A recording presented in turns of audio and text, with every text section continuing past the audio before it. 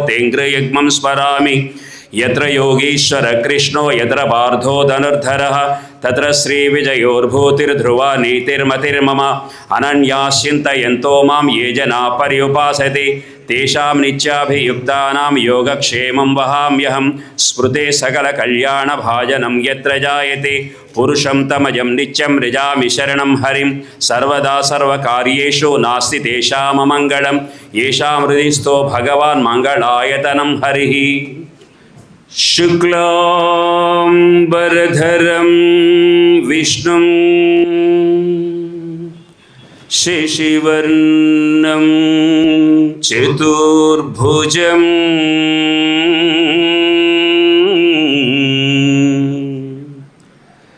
प्रसन्नवदनं ध्यायेत् सर्वविघ्नोपशान्तये।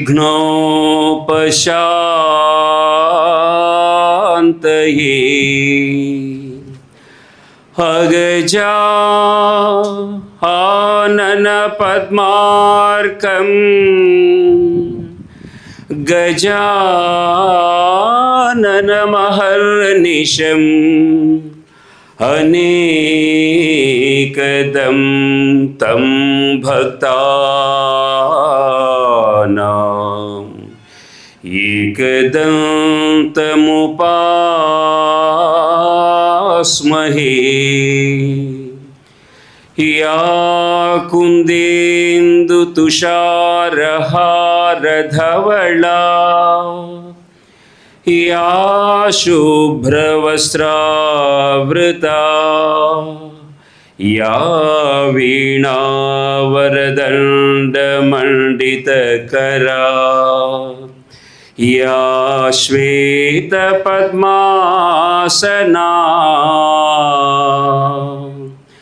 या ब्रह्माच्युत शङ्कर प्रभृतिभिर्देवैः सदा पूजिता सा मां पातु सरस्वती भगवती निःशेषजाड्यापहा।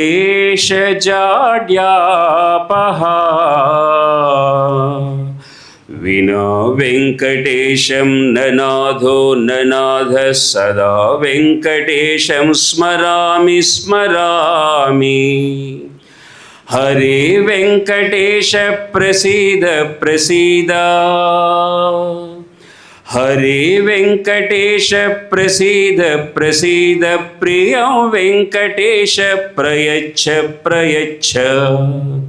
विना वेङ्कटेशं ननाथो ननाथः सदा वेङ्कटेशं स्मरामि स्मरामि। హృదయంలో ధర్మం ఉంటే క్యారెక్టర్లో అందం ఉంటుంది. క్యారెక్టర్లో అందం ఉంటే మనిషిలో క్రమశిక్షణ ఉంటుంది. మనిషిలో క్రమశిక్షణ ఉంటే ఇంటిలో సామరస్యం ఉంటుంది. ఇంటిలో సామరస్యం ఉంటే దేశంలో శాంతి నెలకొంటుంది. అలా ధర్మానికి, క్రమశిక్షణకు, సామరస్య ధోరణికి, శాంతికి నిలువెత్తు విగ్రహమైన వారు, ఆత్మస్థైర్యానికి పర్యాయ పదమైన వారు, సరస్వతి స్వరూపమైన వారు, హెర్ వాయిస్ హెర్ పవర్ అనే మాటలకు అక్షర సత్యంగా ప్రకాశించేటువంటి వారు శ్రీ చైతన్య విద్యా సంస్థల చైర్పర్సన్ మేడం గారు doctor B Jhansi Lakshmibai madam గారు.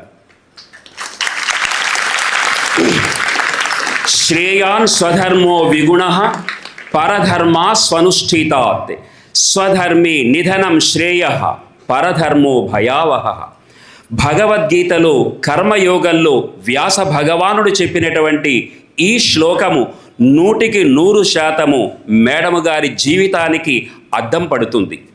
బాల్యము నుండి తండ్రి వద్దనే భగవద్గీతను నేర్చుకొని ఎదిగిన తర్వాత అందులోని అంతరార్థాన్ని గ్రహించి ఎటువంటి పరిస్థితులలోనైనా స్వధర్మ స్వకర్మాచరణయే వ్యక్తికి శ్రీరామ రక్ష అని సంపూర్ణంగా విశ్వసించినటువంటి వారు.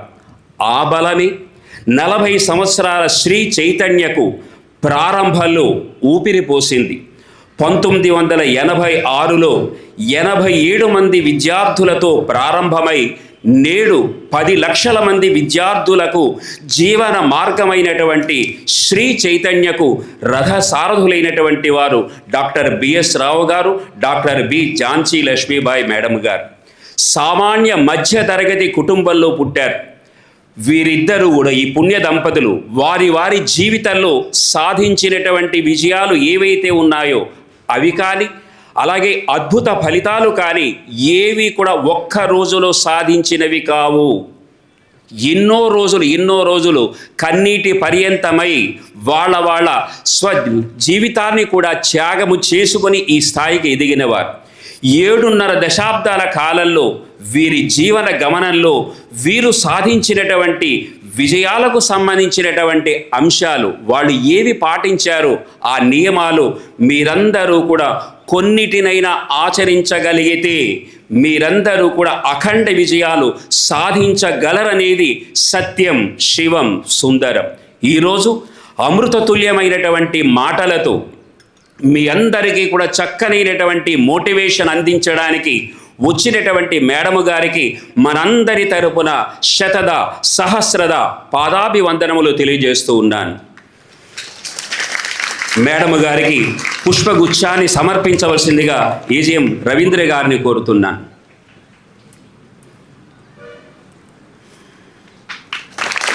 ఓం సహనా భవతు సహనౌ భునక్తు సహ వీర్యం కరవావహై తేజస్వినావధీతమస్తు మా విద్విషావహై. ఓం శాంతి శాంతి శాంతి. సూర్యోదయము సూర్యాస్తమయము జరిగేటప్పుడు, ముఖ్యంగా ఇలాంటి ప్రదోష వేళలో దీపం వెలిగించడం వల్ల పాజిటివ్ ఎనర్జీ పెరుగుతుంది, దైవిక శక్తి మనల్ని అనుగ్రహిస్తుంది. పైగా ఏ కార్యక్రమమైనా జ్యోతి ప్రజ్వాలనతో ప్రారంభిస్తే విజయవంతం అవుతుంది. అందుకే మేడం గారి చేతుల మీదుగా జ్యోతి ప్రజ్వాలన కార్యక్రమం చేసుకుందాం. మనమందరం కూడా సహకరించవలసిందిగా మిగతా వారిని కోరుతూ ఉన్నాం. దీపత్వం బ్రహ్మ రూపోసి జ్యోతిషాం పురవరవ్యయం సౌభాగ్యం దేహి పుత్రాం చ సర్వకామాంశ దేహి మే. దీనపోషక విఘ్నేశ దివ్య తేజో విరాజిత దివ్య జ్యోతిర్మయానంత దీపోయం ప్రతిగృహ్యతాం. సంగీత సాహిత్య సమలం కృతే స్వరరాగ పదయోగ సమభూషితే. సంగీత సాహిత్య సమలం కృతే స్వరరాగ పదయోగ సమభూషితే. హే భారతి శిరసా నమామి శ్రీ భారతి మనసా స్మరామి. హే భారతి శిరసా నమామి శ్రీ భారతి మనసా స్మరామి. భారతదేశ చిత్రపటంలో 2 తెలుగు రాష్ట్రాలను విద్యాపరంగా ఎవరెస్ట్ శిఖరాన నిలబెట్టినటువంటి భారత విద్యారంగ చక్రవర్తి, కారణ జన్మలు, life time achievement in education leadership పురస్కార గ్రహీతులు, కీర్తిశేషులు డాక్టర్ బిఎస్ రావు గారి చిత్రపటానికి పుష్పములను సమర్పించవలసిందిగా కోరుతూ ఉన్నాం. వేదం చదివితే ధర్మం తెలుస్తుంది, వైద్యం చదివితే రోగం అర్థమవుతుంది, గణితం చదివితే లెక్కలు బోధపడతాయి, లోకం చదివితే బ్రతకడం ఎలాగో తెలుస్తుంది.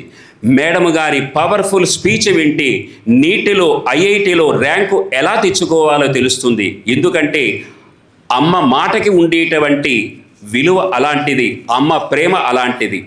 ఆకాశాన్ని అడిగితే చెప్పింది అమ్మ ప్రేమ తనకంటే విశాలమని, సాగరాన్ని అడిగితే చెప్పింది అమ్మ మనసు తనకంటే లోతని, తేనెను అడిగితే చెప్పింది అమ్మ మమత తనకంటే తీయనైదని, కోయిలను అడిగితే చెప్పింది అమ్మ పిలుపు తన పాట కంటే మధురమని, కొవ్వొత్తిని అడిగితే చెప్పింది అమ్మ వెలుగు తన కరిగిపోవడానికన్నా గొప్పదని, నేల తల్లిని అడిగితే చెప్పింది అమ్మ త్యాగము తనకంటే 1,000,000 రెట్లు ఎక్కువని. అంతటితో కాదు, ప్రపంచమంతా ఒకటే మాట చెప్పింది, అమ్మ అంటేనే ఓర్పు, అమ్మ అంటేనే జీవితము. అందుకే తల్లి లాంటి శిక్షణ, తండ్రి లాంటి రక్షణ, అది మన తాలూకా చైతన్య నినాదము. అంత గొప్పదైనటువంటి శిక్షణ. నిరాడంబరతకు నిలువెత్తు రూపమైనటువంటి సరస్వతి స్వరూపమైన మేడము గారిని మిమ్మల్ని అందరినీ కూడా ఉద్దేశించి మాట్లాడవలసిందిగా కోరుతూ ఉన్నాను. My dear boys and girls, you are all like my grandchildren. I am now 77 years old, and all the family members of the Sri Chaitanya and some parents are here. Good evening to everyone. Few days మిగిలిన ఇంకా neat రాయటానికి మీకు May 3rd and IIT రాయటానికి May 17th అనుకుంటా కదా. మీరందరూ చాలా discipline అని విన్నా నేను. You are obedient, disciplined and you know how to come up in future. ఇప్పుడు భగవద్గీత గురించి ఒక శ్లోకం చెప్పారు, ఎవరి ధర్మాన్ని వారు పాటించాలి అని చెప్పి, అలాగే ఎవరిని వాళ్ళు ఉద్ధరించుకోవాలని కృష్ణ పరమాత్మ చెప్పారు. ఎవరిని వాళ్ళే ఉద్ధరించుకోవాలి. తల్లిదండ్రులు వాళ్ళ బాధ్యతని వాళ్ళు చేస్తారు, వాళ్ళ డ్యూటీ వాళ్ళు చేస్తారు. విద్యార్థి వాళ్ళ డ్యూటీ వాళ్ళు చేయాలి. తల్లిదండ్రులు ఎంత హెల్ప్ చేయాలో అంత హెల్ప్ చేస్తారు ఇప్పుడు. అలాగే గురువులు కూడా 75% of the effort should come from the students. అంతే కదా, 75% మీ నుంచి రావాలి, మిగతా 25% parents and teachers they will motivate you.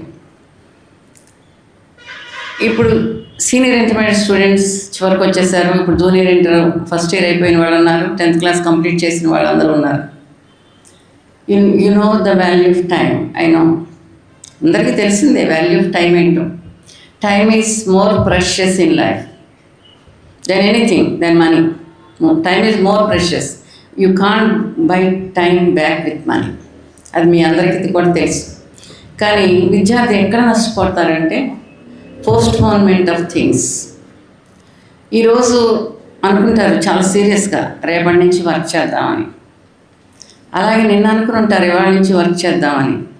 ఎప్పుడు కూడా పోస్ట్పోన్మెంట్, అది దానివల్ల ఎక్కువ నష్టపోతారు. అంతేగాని ఆల్ ఆర్ ఇంటెలిజెంట్, అందరికీ ఐక్యూ ఉంది, ఎబిలిటీస్ ఉన్నాయి, అందరూ అన్నీ చేయగలరు.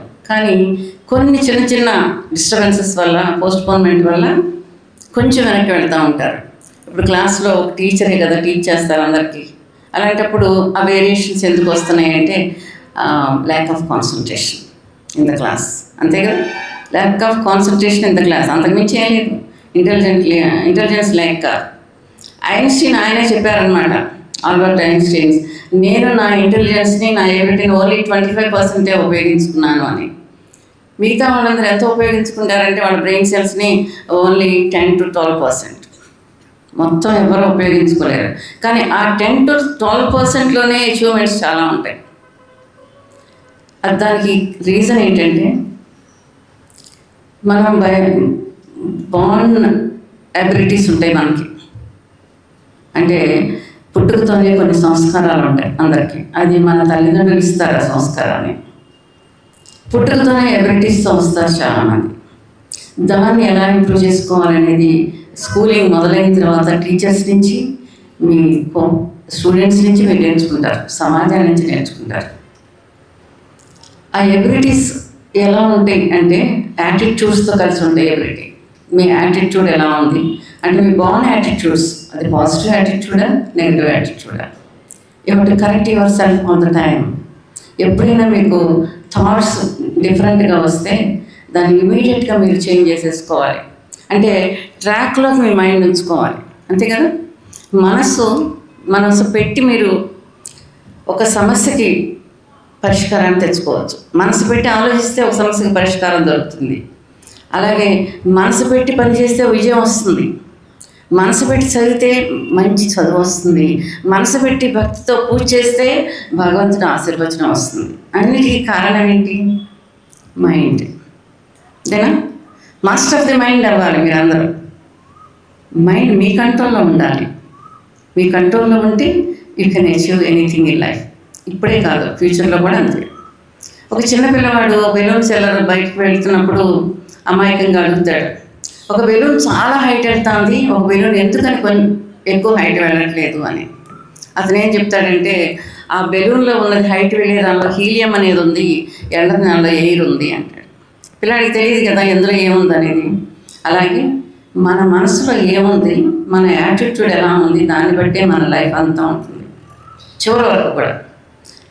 మీరు ఏమనుకుంటారంటే సక్సెస్ అంటే 10th క్లాస్లో మ్యాక్సిమం మార్క్ తెచ్చుకోవడం సక్సెస్, ఇంటర్మీడియట్లో మ్యాక్సిమం మార్క్ తెచ్చుకోవడం, తర్వాత నీట్లో కానీ తర్వాత ఐఐటీలో కానీ వెళ్ళటం సక్సెస్ అనుకుంటారు. కానీ success is a journey. You have to understand. Success దీంతో అవ్వదు. రేపు నీటిలో మంచి స్కోర్ వస్తుంది, మెడికల్ కాలేజీలో అడ్మిట్ అవుతారు, ఐఐటిఎన్స్గా వెళ్తారు, తర్వాత మీరు సివిల్స్కి వెళ్తారో లేకపోతే ఇంక మీరు ఫైనల్గా సక్సెస్ ఏంటనేది మీరు ఆలోచించుకోవాలి. Success is a journey, it never ends. Throughout life you have to do something or the other. మనం అనుకుంటాం ఎగ్జామ్స్ అయిపోయినాయి, ఇంటర్మీడియట్ హాయిగా రిలాక్స్ అవ్వచ్చు అని. కానీ నెక్స్ట్ మళ్ళీ కొద్ది రోజులు తేడాలోనే మళ్ళీ వేరే చోట మళ్ళీ హార్డ్ వర్క్ మొదలు పెట్టాల్సిందే. అసలు హార్డ్ వర్క్తో ఈక్వల్ ఏం కాదు.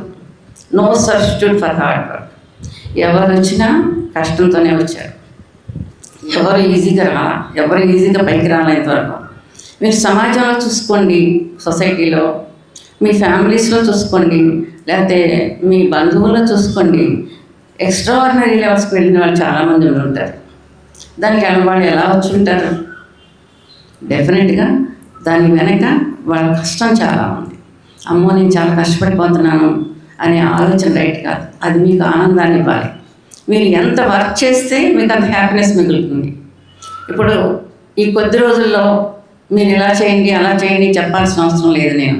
ఎందుకంటే you already in the track. అవునా? ఆ ట్రాక్లోనే ఉన్నారు మీరు. దానిలోనే ఉండండి. ఆ స్ట్రైట్ లైన్లోనే మీరు వెళ్ళండి. మనకి న్యూటన్స్ లా ఆఫ్ మోషన్ అని చెప్తుంది. ఫస్ట్ లా ఉంది కదా, అది ఏంటది మీకు తెలుసు కదా. ఒక స్ట్రైట్ లైన్లో ఒక ఫోర్స్తో వెళితే మనం ఆ గోల్ చేస్తాం, అదే కదా దాని అర్థం. అంతేనా? నేను మర్చిపోయాను, చాలా కాలం అయిపోయింది చదువుకుని. అంటే బాడీ ఎట్ రెస్ట్, అంతేనా? Moves in straight line with ఏంటంటే ఈక్వలెంట్ ఫోర్స్తో వెళ్తే. అది మనకి న్యూటన్ చెప్పటం కాదు, హనుమంతుడే ఎప్పుడో చెప్పాడు. హనుమంతుడు సుందరకాండలో ఆయన ఎలా వెళ్తాడంటే, హనుమంతుడు 8,000 సంవత్సరాల క్రితం హనుమంతుడు చేసి చూపించాడు మనకు. న్యూటన్స్ ఫస్ట్ లా ఆఫ్ మోషన్లో ఆయన మహేంద్ర పర్వతం మీద కాలు పెట్టి అందరూ ఎంకరేజ్ చేసేసరికి నువ్వు వెళ్ళి అక్కడ లంకలో సీతాదేవిని వెతకటం కోసం వెళ్ళాల్సి వచ్చినప్పుడు ఎలా వెళ్ళాలి, ఎలా వెళ్ళాడు ఆయన చేసి చూపించారు. అంటే న్యూటన్ ఈ మధ్య 500 సంవత్సరాల క్రితం లాస్ అని మనం చదువుకుంటున్నాం ఫిజిక్స్లో. కానీ ఆంజనేయుడు హనుమ ఎప్పుడో సుందరకాండలో చేసి చూపించి మనకి అంటే ఆయన ఎలా వెళ్ళారు అనేది స్ట్రైట్ లైన్లో. ఎలా అంటే మహేంద్ర పర్వతం మీద కాలు పెట్టి ఆ ఫోర్స్ తోటి ముందుకెళ్ళిపోయి స్ట్రైట్గా వెళ్ళిపోతా మధ్యలో మైనాకుడు వచ్చాడు. ఆగిన పర్వతం మీద కొంచెం పళ్ళు ఫలాలు తీసుకుని వెళ్ళదు కానీ ఆగల. తర్వాత సింహిక, తర్వాత సురస ఇద్దరు వచ్చారు, ఎక్కడ ఆగల. సేమ్ ఫోర్స్ ఆయన వెళ్ళిపోయాడు. అదేగా న్యూటన్స్ లా ఫస్ట్లో, అంతే కదా. మనకేంటంటే పురాణాల్లోనూ వేదాల్లోనూ మన భారతీయ మన అందరం భారతీయులం, అదృష్టవంతులం ఒక రకంగా. అంటే ఈ నేల మీద పుట్టడం అనేది అదృష్టం. ఫారినర్స్ చాలామంది కోరుకుంటారు ఇక్కడ పుట్టాలి అని, ఇంకో జన్మ అంటే ఇక్కడ పుట్టాలని కోరుకునే వాళ్ళు చాలామంది ఉన్నారు. అట్లాంటి పరిస్థితుల్లో మనం ఎంత అదృష్టవంతులం ఆలోచించండి. మన వేదాల్లో పురాణాల్లో ఏం చెప్పబడి ఉన్నాయి, అవి ఏమి ఒక దీని గురించి చెప్పాల, ఓన్లీ సనాతన ధర్మాన్ని గురించి ఎలా బ్రతకాలో చెప్పినాయి అంతే. మానవుడిగా పుట్టినప్పుడు ఎలా బ్రతకాలో చెప్పినాయి. భగవద్గీత కూడా అదొక సోషల్ టెక్స్ట్. అదొక పూజ గదిలో పెట్టి పూజ చేసే గ్రంథం అని అనుకుంటే చాలా తప్పది. అదొక సోషల్ టెక్స్ట్. మనిషి అనేవాడు ఎలా బ్రతకాలి, విద్యార్థి విద్య నేర్చుకునేటప్పుడు గురువుల దగ్గర ఎలా బిహేవ్ చేయాలని చెప్పారంటే అందులో భగవద్గీతలో నమస్కరించి గురువుకి వినయంతో విధేయతతో విద్య నేర్చుకోవాలి అని చెప్పారు. అంతే కదా, గురువుల స్థానం అదే. మనం ఏంటంటే ఇవాళ పిల్లలకు తెలియక గురువుల స్థానం ఏంటో తెలియక కొంచెం నెగ్లిజెన్స్ ఒకటి కొద్ది కాలంగా చాలా నేను గమనిస్తున్నాను. ఒకప్పుడు మేము చదువుకున్న రోజుల్లో వేరు, తర్వాత వేరు, మళ్ళీ ఇప్పుడు వేరు, వేరియేషన్ కనిపిస్తున్నాను. మేము చదువుకున్నప్పుడు ఏంటంటే భయంతో ఒక బాధ్యతతో చదువుకున్నాం. నేను చదివిన స్కూల్ విజయవాడ తెలుగు మీడియంలో బిషప్ హజరాయ్ హై స్కూల్ అనేది స్కూల్లో చదివాను నేను అప్ టు 11th క్లాస్. తర్వాత మహారాష్ట్రలో కాలేజీలో చదివాను. ఆ తర్వాత గుంటూరు మెడికల్ కాలేజ్కి వెళ్ళి నేను ఇది నా ఎడ్యుకేషన్ ఇదనమాట. తర్వాత ఫారెన్లో వర్క్ చేయటం, మళ్ళీ తిరిగి రావడం, 86లో కాలేజ్ స్టార్ట్ చేయడం, ఎస్పెషల్లీ ఫర్ గర్ల్స్ స్టార్ట్ చేసింది. అంటే స్టేట్లో ఎక్కడా లేదు గర్ల్స్ రెసిడెన్షియల్, 100% రెసిడెన్షియల్ ఎక్కడా లేదు. డే స్కాలర్స్ అండ్ రెసిడెన్షియల్ ఉండేవాళ్ళు మారిస్టెల్లాలో కూడా. దానికి కూడా చాలా రీజన్ ఉంది. గర్ల్స్కి ఎందుకు స్టార్ట్ చేసామంటే, నేను ప్రీ యూనివర్సిటీ చదివేటప్పుడు చాలామంది గర్ల్స్ విలేజెస్ నుంచి వచ్చిన వాళ్ళకి అకామిడేషన్ లేక, వాళ్ళ పెద్దవాళ్ళు ఎవరో గ్రాండ్ మదర్స్ వచ్చి వాళ్ళకి వండి పెడితే వాళ్ళ కాలేజీకి వెళ్ళి ఇబ్బందులు పడే వాళ్ళు చాలామంది ఉన్నారు. అలా కాకూడదు అని చెప్పి, ఆడపిల్లల ఎడ్యుకేషన్ కావాలి ముందు అని చెప్పి ప్యూర్లీ రెసిడెన్షియల్, స్టేట్లోనే ఫస్ట్ లేదా ఆల్మోస్ట్ కంట్రీలోనే ఫస్ట్ కంప్లీట్ రెసిడెన్షియల్ అని చెప్పొచ్చు శ్రీ చైతన్య. అసలు ఎయిమ్ అదనమాట దాన్ని స్టార్ట్ చేయడానికి, ఆడపిల్లలకే చేయడానికి ఎయిమ్. తర్వాత 5 years తర్వాత బాయ్స్కి స్టార్ట్ అయింది.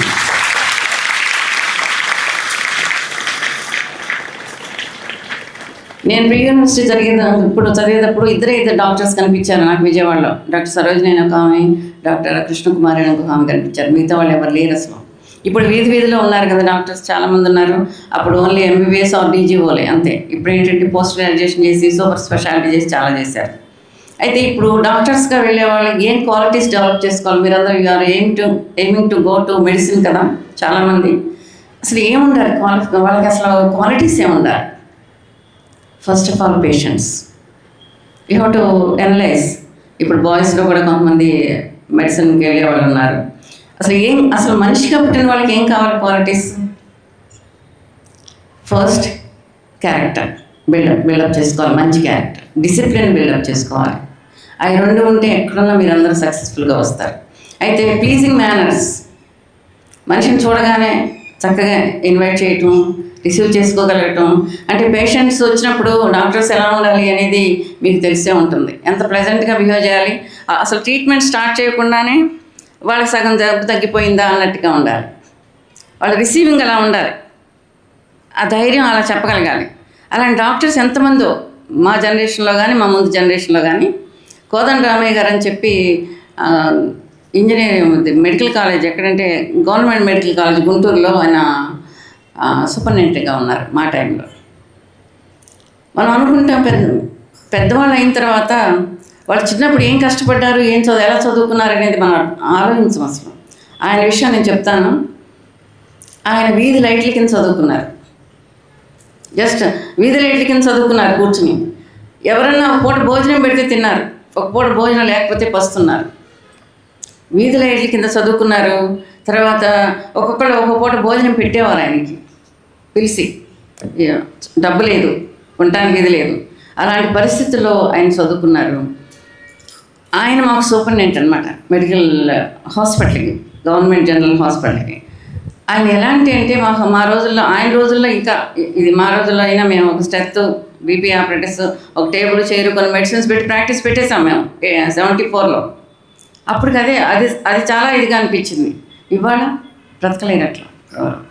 అంతకుముందు కూడా మా ముందు జనరేషన్ అయితే ఇంకా అసలు వాళ్ళని చాలా అప్రిషియేట్ చేయాలి. ఆయన కోదండ రామయ్య గారు పేషెంట్ అక్కడి నుంచి వస్తాను కానీ డయాగ్నోస్ చెప్పేవాడు. పేషెంట్ ఎలా నడుస్తున్నారు, ఎలా బ్రీదింగ్ తీసుకుంటున్నారు, దాన్ని బట్టి అంత దూరం నుంచే మేము ఆయన అసిస్టెంట్స్గా ఉండేవాళ్ళం. ఇదిగో వచ్చే పేషెంట్కి జబ్బు ఉంది అని చెప్పేసేవారు. అది ఎలా చెప్పారు? అంటే బ్రెయిన్ ఎంత యాక్టివ్గా ఉంటుంది అప్పుడు. వేరే లేవు ఎక్కువేమి. పాల్పేషన్, పర్కషన్ అనే 2 అసలు కొట్టి చూసి లంగ్స్ ఎలా ఉన్నాయి, హార్ట్ ఆస్కల్టేషన్తో హార్ట్ ఎలా ఉంది, దాంతో మెడిసిన్స్ రాసేసేవాళ్ళు, తగ్గిపోయేది. ఈరోజు సూపర్ స్పెషాలిటీ. హార్ట్ ఒకళ్ళు పంచుకుంటారు, లంగ్స్ ఒకళ్ళు పంచుకుంటారు, కిడ్నీస్ ఒకళ్ళు పంచుకుంటారు. అందరూ తలా ఒక ఆర్గానే పనిచేసుకుంటారు. పనిచేసుకుని పేషెంట్ మీద చెయ్యరు అసలు. కంప్లీట్గా ఆ ఇన్వెస్టిగేషన్స్ రిపోర్ట్ వచ్చిన తర్వాత వాళ్ళు రేడియాలజిస్ట్ రిపోర్ట్ని బట్టి చూసేసి మందులు రాసేస్తారు. మందులు కూడా ఏమవుతున్నాయంటే, వాస్తవం చెప్తున్నాను నేను, ఏమవుతున్నాయంటే ఎవరికి వాళ్ళు ప్రిస్క్రైబ్ చేసేస్తారు. అందులో నేను డాక్టర్ గారు హాస్పిటల్కి వెళ్ళినప్పుడు నేను ఎక్స్పీరియన్స్ చేసినవి కూడా ఉన్నాయన్నమాట. ఒకే డయూరిటిక్ టాబ్లెట్స్ ఆ డాక్టర్ రాస్తాడు, ఈయన రాస్తారు. అంటే పేషెంట్కి ఎన్ని మందులు ఎక్కువ అవుతున్నాయంటే రిపీట్ అయిపోతున్నాయి. దానివల్ల మంచి కంటే చెడు ఎక్కువ జరుగుతుంది. ఇదివరకు ఒక పేషెంట్ని ఒక డాక్టరే బాధ్యత తీసుకునేవారు మా టైంలో. ఏదైనా సరే అవసరమైతేనే టెస్టులకు వెళ్ళేవాడు. ఇప్పుడు ప్రతిసారి ఏమవుతుందంటే ఓవర్లాప్ అయిపోతుంది అంతా. కరెక్ట్గా వాళ్ళు చూసుకోకపోతే మందులు ఎక్కువైపోతున్నాయి. జరుగుతున్న వాస్తవం ఇది. మీ అందరికి ఎందుకు చెప్తున్నానంటే జాగ్రత్త పడండి. మీరు వెళ్ళే ఫీల్డ్, మీరు చూజ్ చేసుకున్న ఫీల్డ్ చాలా మంచిది. వైద్యం ఒకటి, టీచింగ్ ప్రొఫెషన్ ఒకటి, మెడికల్ ప్రొఫెషన్ ఒకటి, రెండు చాలా ఇంపార్టెంట్ ప్రొఫెషన్స్. సమాజానికి ఉపయోగపడే, అవసరమైనవి సమాజానికి. అంటే దేవాలయాలు లాంటి బళ్ళు అంటే అంతే కదా, దేవాలయాలే బళ్ళు అంటే అక్కడ విద్య నేర్పుకునే గురువులు దేవుడితో సమానం. ఇప్పుడు తల్లిదండ్రులు మనకి ఏం చెప్తారంటే మీరు ఇలా ఉండండి, ఇలా బిహేవ్ చేయండి, ఇలా చదువుకోండి, మీ ఫ్యూచర్. మా మదర్ మేము వీఆర్ 7 ఫ్యామిలీలో. నేను ఎల్డెస్ట్ డాటర్ని. మా ఫాదర్ టీచర్. నేను పుట్టేటప్పటికి ఆయన 75 రూపాయల జీతం స్కూల్లో, 75 రూపీస్ మా ఫాదర్ శాలరీ. మేము 7 మెంబర్స్ అన్నమాట. అందరినీ చదివించాలంటే ఫీజులు కట్టడానికి ఏముండేది కాదు. మేము గర్ల్స్కి నేను మెడికల్ కాలేజీలో మా ఫీజు ఎంత అంటే 250 rupees per year. 250 rupees first year నేను జాయిన్ అప్పుడు. నేను టీచర్స్ డాటర్ని కాబట్టి 125 రూపీస్ కట్టమన్నారు. ఆ రోజుల్లో గవర్నమెంట్కి ఎంత ఖర్చు అయ్యేదంటే ఒక్కో డాక్టర్ బయటికి రావడానికి 1 lakh రూపీస్ అయ్యేది. ఆ రోజుల్లో కూడా, ఎప్పుడో 68లో నేను చెప్పేది. ఒక్కొక్క డాక్టర్ బయటికి రావాలంటే గవర్నమెంట్ ఖర్చు ఎంత అంటే 1 lakh అయ్యేది. మా దగ్గర నుంచి కలెక్ట్ చేసుకునే ఫీజు 125 రూపీస్. ఇవాళ అలా కాదు కదా. డబ్బుంటేనే చదువు ఉంది ఇప్పుడు. డబ్బుంటేనే చదువు. కానీ అప్పుడు డబ్బును వాళ్ళకి ఎవరికి చదువు రావాలి. డబ్బు లేని వాళ్ళకి మాత్రమే చదువు వచ్చింది మా జనరేషన్లో. ఎందుకంటే దే నీడ్ దట్. తప్పదు, ఇంకా చదువు లేకపోతే ఫ్యూచర్ లేదు. ఇవాళ డబ్బు లేకపోయినా చదువు లేకపోతే జీవితమే లేదు. చదువు లేకపోతే జీవితం లేదు. అందుకని గురువు ఎంత ఇంపార్టెంట్ అనేది మీరు తెలుసుకోవాలి. గురువు చాలా ఇంపార్టెంట్ లైఫ్లో. ఆయన మన లైఫ్ ఇస్తారు, జీవితాన్ని ఇస్తారు. తల్లిదండ్రులు జన్మనిస్తే గురువు జీవితాన్ని ఇస్తారు. అందుకని గురువుని ఎలా పూజ చేయాలి అనేది మన సంస్కారం ఏం చెప్పిందంటే, నమస్కారం చేసి ఒబీడియంట్గా వెళ్ళి మీకు కావాల్సింది ఏంటో తెలుసుకుని వాళ్ళ దగ్గర నుంచి నాలెడ్జ్ని గెయిన్ చేయమని చెప్పింది. ఎవరైనా అదే చేయాలి. అందుకని కాబోయే డాక్టర్స్ మీరందరూ ఎంత పేషెంట్గా ఉండాలి, ఎంత ప్లెజెంట్ నేచర్ ఉండాలి, ఎంత మేనరిజమ్స్ ఎలా ఉండాలి నేర్చుకోండి. అది చాలా అవసరం. అది తల్లిదండ్రులే పంపిస్తారు అందరికీ. అక్కడి నుంచి వచ్చిన రూట్స్ ఇవన్నీ తల్లిదండ్రుల నుంచే. ఒకసారి నేను ఒక చోట నేను ఒక గ్రూప్ ఆఫ్ స్టూడెంట్స్ ఉంటే వెళ్తే అక్కడ నాకు ఒక అమ్మాయి చాలా స్పెషల్గా కనిపించింది. ఎంత ప్లెజెంట్గా ఉంది అంటే ఆ పలకరింపు కానీ, స్మైల్ కానీ చాలా చక్కగా ఉంది. చిన్నపిల్ల. అమ్మ నువ్వు ఎక్కడి నుంచి నేర్చుకున్నావు, నీకు ఎవరు నేర్పించారని అడిగా. ఎవరు నేర్పించలేదు madam, it runs in the family అంది.